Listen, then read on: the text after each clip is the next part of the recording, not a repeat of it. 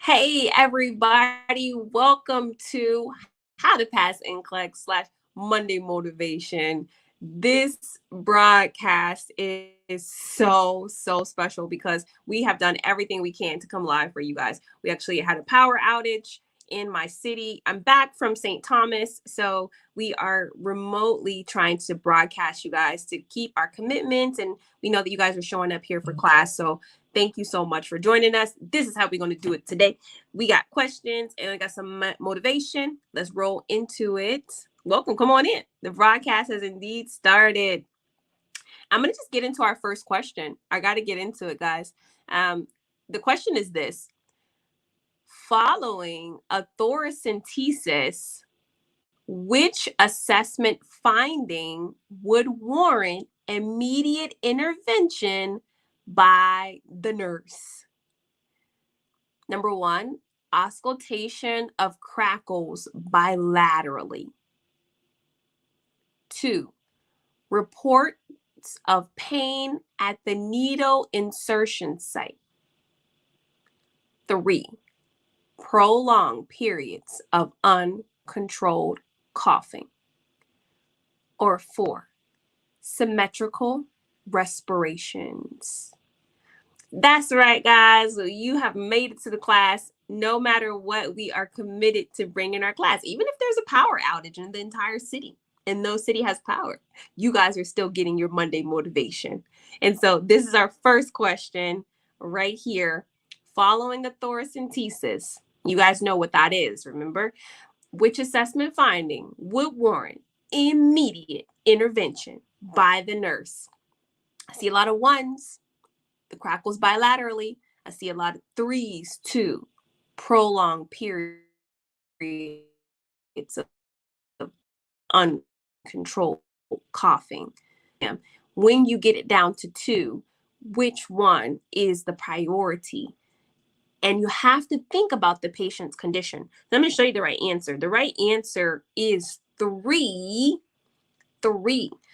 Uncontrolled coughing in the client following a thoracentesis may indicate the development of pulmonary edema that requires immediate attention. Yeah, no. So 3 is going to be better than 1.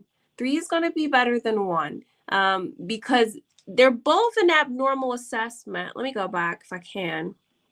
They're both an abnormal assessment. Yeah. So number 1, auscultation of crackles bilaterally. Well, what does that mean? That means that the patient has some fluid going on, right? They're retaining some water, and crackles indicate that, right? Bilaterally. Would I expect this from a patient needing a thoracentesis? Maybe. Probably, right? Maybe if they have fluid that they're getting removed, they're going to show signs and symptoms of having a problem with fluid overload. So remember, when you get it down to 2 and you're really trying to think, okay, what's the most abnormal? What is the most abnormal assessment? All right, because we know crackles, they happen in the small airways. There's some fluid there. The person has a little bit of fluid, right? But we see that they're happening bilaterally. So it's like, okay, this is a systemic problem. This patient has just a general condition of fluid overload, right? But then you have number 3, you have prolonged periods of uncontrolled coughing. Okay, so prolonged, we have to think of it, we have to look at every word. Prolonged, we have extensive periods of time where the patient is just coughing uncontrollably. Which one is more concerning? Yeah, which one is more concerning just off of that? And so that is going to be number 3, because maybe the patient has some pulmonary edema that is significant, right? That is causing this reaction. What is happening to their oxygenation status as they're coughing uncontrollably, right? What happens if we let that persist on as a nurse and we don't address it immediately?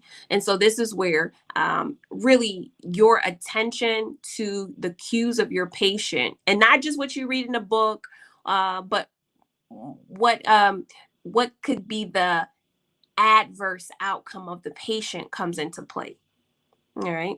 And that's what next generation NCLEX is really going to be about. It's going to be about you being presented with 4 things that are probably going to be more horrible than this. And then being able to prioritize what is the initial action based off of the cue that you're given. All right. So half of you got that one wrong. We're going to reevaluate what we're prioritizing. We're going to reevaluate what we're prioritizing. Let's go to the next question. It's this one. The nurse is teaching the client with a right leg fracture regarding the healthcare provider's order for partial weight-bearing status. The client understands the health teaching if he verbalizes, I should bear weight on my fractured leg. I am allowed to put 10% of my actual weight on my right leg. 3, I am not allowed to let my fractured leg touch the floor. Or 4, I can put 40% of my weight on my right leg. This is just a good question. Let me read it again. The nurse is teaching the client with a right leg fracture regarding the healthcare provider's order for partial weight-bearing status. The client understands the health teaching if he verbalizes, number 1, I should bear weight on my fractured leg. 2, I am allowed to put 10% of my actual weight on my right leg. 3, I am not allowed to let my fractured leg touch the floor. Or 4, I can put 40% of my weight on my right leg. This is a good one. You're ready for the answers revealed? All right. The correct answer, I'm excited about this one. The correct answer actually is, did you know? It's number 4. I can put 40% of my weight on my right leg. Some of you guys got that one right.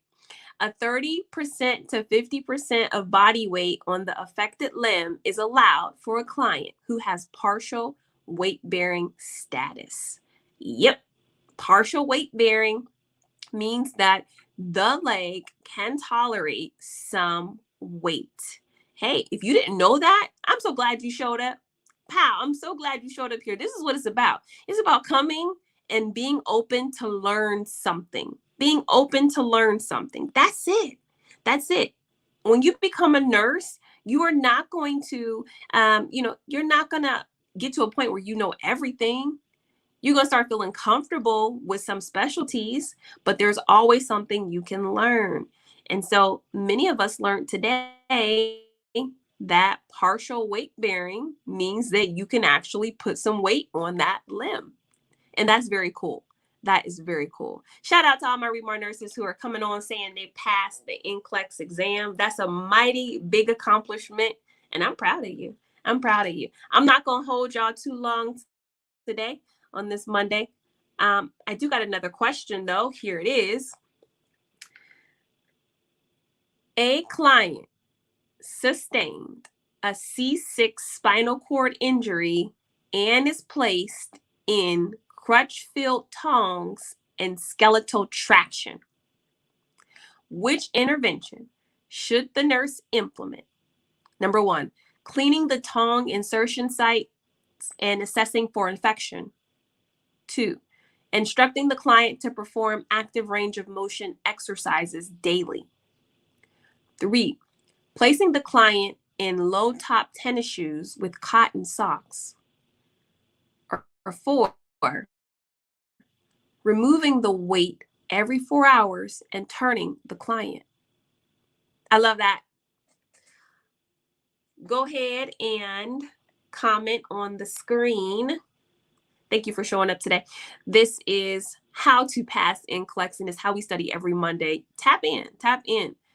Talking about a client here, they have a C6 spinal cord injury, and they're placed in something very interesting, crutch-filled tongs and skeletal traction. What do you know about skeletal traction? which intervention should the nurse implement? And remember, skeletal traction is different from skin traction.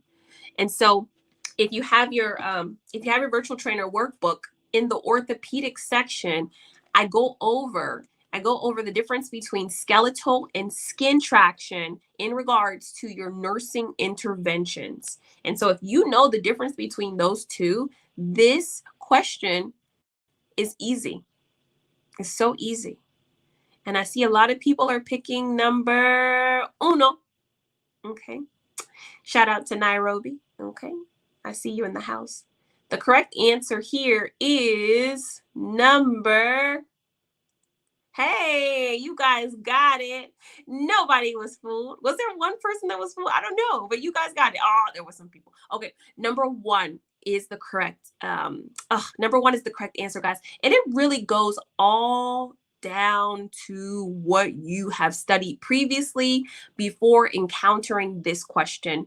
And so with skeletal traction at tongue sites, okay, infection can be an issue, especially because you're having metal usually inserted into bone to stabilize that position. And so you have to have scrupulous, I like the adjective, you got to have very strict wound care and site assessment, because the last thing you want to do in the hospital environment is get an infection, especially in somebody's spinal cord. My goodness. And you guys know MRSA and C. diff and all kind of other staph variations are just hanging around the hospital beds. Hospital is a dirty, filthy place. It is really disgusting. So when you are working there every day, you tend to get these bacteria clinging to you, clinging to the bed, clinging to the IV poles, clinging to the call button. And so in how we care for our patients, okay, during this time. And these are principles that are going to be on your licensure exam, because they are the activities that nurses do the most. They are the activities that the nurses do the most. We do wound care, whether you're a practical nurse, yes, pen care. Whether you're a practical nurse or a registered nurse, you will be doing wound care. And so, of course, you're going to see questions like this on your board exam. Somebody asked me, do you need to do the question bank that I have before taking the NCLEX exam? I'll say this. The question bank that I have is very helpful. However, don't do it if you have not done your content first. If you have not studied the information in the virtual trainer, the stuff I go over in my classes, then the question bank is secondary to that. Okay, the question bank is icing, but the content is the cake. So you don't just sit down and eat a bowl of icing. You really have to have that cake too, or it's not going to be as pleasant. So where was that in the book? So this is the virtual trainer workbook. And if you have it, let me just show you. If you have it, you will find skeletal traction and skin traction. Bear with me as I go to the table of content. Somebody says, I still have the ReMar DVDs. Whoa. Oh my goodness, that's amazing. All right, let me go to the orthopedic section. Okay, orthopedic section, if you have the practical nurse book, it is on page 49, but I do want to show you guys this, and bear with me. I'm not trying to be ghetto, but we don't have power right now, so I'm broadcasting remotely. But we go through skeletal traction and skin traction in the virtual trainer workbook. So when you are listening to the class, then this is where you are going to be taking out your notes. But again, you have different indications for skeletal and skin traction. So you would be in skin traction if you have certain issues, and skeletal if you have other issues. And then definitely like pen care is a highly, highly important topic. And also make sure you write down the reasons to notify the healthcare provider. Okay. All right. Okay. So that's it. I try to make sure that anytime I reference something, I've talked about it in the virtual trainer for you guys. And thank you, Meg says, for the RN book. It's on page 58. Okay. All right.